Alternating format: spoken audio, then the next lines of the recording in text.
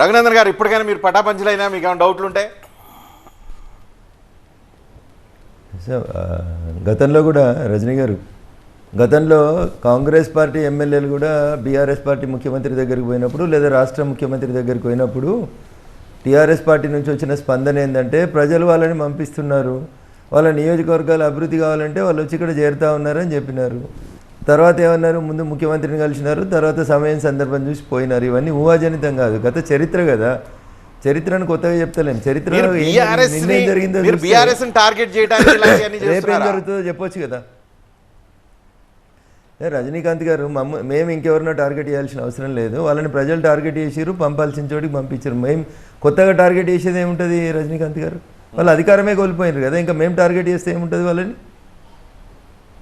ప్రజలు వద్దనుకుంటే పార్టీలు పోతాయి కానీ మనుషులు పోతారా? నేను అనుకుంటే ఇంకెవరికో నష్టం జరుగుతుందా? జరగదు కదా. ప్రజలు ఓట్లు లేకపోతే నష్టం జరుగుతుంది. ఓకే, సో ఈరోజు కరీంనగర్ పార్లమెంటరీ నియోజకవర్గం రివ్యూలో బీఆర్ఎస్ వర్కింగ్ ప్రెసిడెంట్ కేటీఆర్ కొన్ని కీలకమైన కామెంట్లు చేశారు కాంగ్రెస్ పార్టీ మీద, రేవంత్ రెడ్డి మీద, అదేవిధంగా తమ పార్టీ భవిష్యత్తు మీద. ఆయన మాటలు విందాం. కేవలం లోక్సభ కోసమే కాదు, భవిష్యత్తు కోసం మరొక 10 కాలాల పాటు ఏ గుంపు మేస్త్రి వచ్చి బొందబెడతానన్నా కూడా వాళ్లను బొందబెట్టే విధంగా ఒక సైన్యాన్ని తయారు చేసుకుందాం. కేసీఆర్ గారిని తిరిగి తొందరలోనే ముఖ్యమంత్రి చేసుకుందామనే మాట కూడా మీకు విజ్ఞప్తి చేస్తూ మళ్ళొకసారి ఈరోజు కరీంనగర్ బలగంలో హాజరైన ప్రతి ఒక్కరికి పేరు పేరున ధన్యవాదాలు, నమస్కారాలు. జై తెలంగాణ. రేపటి రోజున ఇదే రేవంత్ రెడ్డి గారు సేమ్ మహారాష్ట్రలో ఎట్లయితే అయ్యిందో ఒక ఏకనాథ్ షిండే తయారై అవతల వేణి చూడు, ఇక్కడ రేపటి రోజున ఆ పని జరిగినా ఆశ్చర్యం లేదు. తెలంగాణ ఏకనాథ్ షిండే రేవంత్ రెడ్డి అయినా ఆశ్చర్యం లేదనే మాట కూడా నేను మీకు విజ్ఞప్తి చేస్తా ఉన్నా. జాగ్రత్త అని నేను విజ్ఞప్తి చేస్తా ఉన్నా. ముఖ్యంగా తెలంగాణలో ఉండే మైనారిటీ సోదరులకు నేను విజ్ఞప్తి చేస్తా ఉన్నా. రేవంత్ రెడ్డి మూలాలు బీజేపీలో ఏబీవీపీలనే ఉన్నాయి. 2 కీలకమైన పాయింట్లు. ఒకటి, త్వరలో ముఖ్యమంత్రిగా కేసీఆర్ చేసుకుందాం అనే కామెంట్ కేటీఆర్ చేశారు. 2, ఏకనాథ్ షిండే అయ్యే అవకాశం ఉంది రేవంత్ రెడ్డి అని అంటారు. అర్థమేమి బాలకృష్ణ గారు దీనికి? త్వరలో అంటే ఏంటి అర్థం? అంటే దీంట్లో 4 సంవత్సరాలు 10 నెలలు ఉంది, ఇంకా త్వరగా చాలా ఇప్పుడు జనరల్గా వారు మాట్లాడింది ప్రెస్ కాన్ఫరెన్స్లోనో ఎక్కడో టీవీ డిస్కషన్లు కాదు. ఇవాళ మా కరీంనగర్ పార్లమెంటరీ పార్టీ నియోజకవర్గ సోషల్ మీడియా వారియర్స్ మీటింగ్లో మాట్లాడినారు. సో సహజంగానే అందరిని ఉత్తేజపరిచే క్రమంలో డెఫినెట్గా మన సార్ను మళ్ళీ ముఖ్యమంత్రిని చేసుకుందాం తొందరలో అన్నారు. తొందర అంటే గదే, అంటే 4 సంవత్సరాలు. దాని తర్వాత ఏకనాథ్ షిండే పాయింట్ వచ్చింది. 2 చూస్తే ఏదో తేడా కనిపిస్తుంది. అంటే ఏకనాథ్ షిండే అనేటటువంటి పాయింట్ కూడా ఎందుకు వచ్చిందంటే, మొన్న వీరు మోడీ గారిని అమిత్ షా గారిని కలిసిన తర్వాత రేవంత్ రెడ్డి గారు 2 సపరేట్గా రావాల్సినటువంటి నోటిఫికేషన్లు 2 ఎమ్మెల్సీలకు సంబంధించి కలిపి ఒకటే నోటిఫికేషన్ వచ్చింది, ఒక పాయింట్. రెండోది కరణ్ అదాని గారు, గౌతమ్ అదాని గారి కొడుకు వచ్చి ఇక్కడ కలిసినారు. ఇవాళ రాహుల్ గాంధీ గారేమో మొత్తంగా మొదాని అని అదానికి భారతదేశ సహజ వనరులను గంపగుత్తగా అప్పచెప్పారని వారు దాడి చేస్తున్నారు.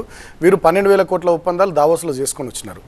సో కాంగ్రెస్ పార్టీ హైకమాండ్ ఆలోచనలకు, వాళ్ళ ఆర్గ్యుమెంట్కు విరుద్ధంగా, మోడీ ఆలోచన విధానానికి అనుకూలంగా ఈయన అదానితో ఒప్పందం చేసుకున్నాడు అనేది స్పష్టంగా కనబడుతుంది. రెండోది, వీరు అమిత్ షా గారిని మోడీ గారిని కలిసి వచ్చిన తర్వాతనే ఎమ్మెల్సీ ఎన్నికల నోటిఫికేషన్ 2 సపరేట్గా జరగాల్సినటువంటి ఎన్నికల్ని కలిపి కంబైన్గా చేస్తున్నారు. దానివల్ల 64 సీట్ల వాళ్ళకే 2.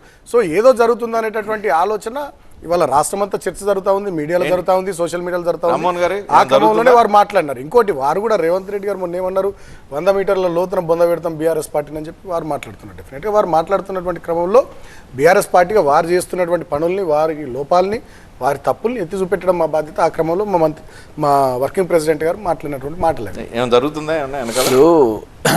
కేటీఆర్ గారు, నేను జానారెడ్డి గారి ఇంట్లో నేను ఉన్నప్పుడు వచ్చి పనులు తీసుకొని పోతుండే, ఎన్నోసార్లు చూశాను. అదే జానారెడ్డి గారిని జానారెడ్డి అని మాట్లాడాడు. ఈరోజు ఏకనాథ్ షిండే అంటాడు, రేపు ఇంకోటి అంటాడు. ఆయన మాటలు ఎవరు కూడా ప్రజలు పట్టించుకుంటలేరు కాబట్టి ఆ విధంగా గుణపాఠం చెప్పారు ఆ పార్టీకి. ఇప్పటికైనా సరే వాళ్ళు గ్రహించాలి, ఇట్లాంటి భాష మాట్లాడడం అనేది మానుకోవాలి. ప్రభుత్వం వచ్చి 15 రోజులు కూడా కాలేదు, ఇప్పుడే ఏకనాథ్ షిండేలని ఇవన్నీ మాట్లాడమంటే ప్రజలు ఎవరు కూడా హర్షిస్తలేరు. వీళ్ళ ఒక బాడీ లాంగ్వేజ్ కానీ తట్టుకోలేకపోతున్నారు. అధికారం కోల్పోయినమన్న బాధ ప్రతి ముఖంలో, ప్రతి మాటలో కూడా అదే కనబడుతుంది. మీకు రాకుండా జాగ్రత్త పడండి. అందుగురించే ప్రజాపాలన స్టార్ట్ చేసినాం మేము. ఎక్కడికి వెళ్ళినా సరే ప్రజలను కలుస్తున్నాం. ఎంతమంది కలుస్తున్నారంటే వీళ్ళు అపాయింట్మెంట్ లేక వాళ్ళ యొక్క అంటే దానివల్ల ప్రజల యొక్క ఇంకో ప్రాబ్లం ఉంటుంది. ఎక్కువ మంది కలిస్తే వాళ్ళ ఎక్స్పెక్టేషన్స్ మీరు రీచ్ కాకపోతే అది ఇంతకంటే ఎక్కువ ప్రమాదకరమైన పరిస్థితులు ఉంటాయి. 1,30,00,000 అప్లికేషన్లు మీరు ఏదో ప్రజాపాలనకు సంబంధించి తీసుకున్న అప్లికేషన్లు వచ్చినాయి.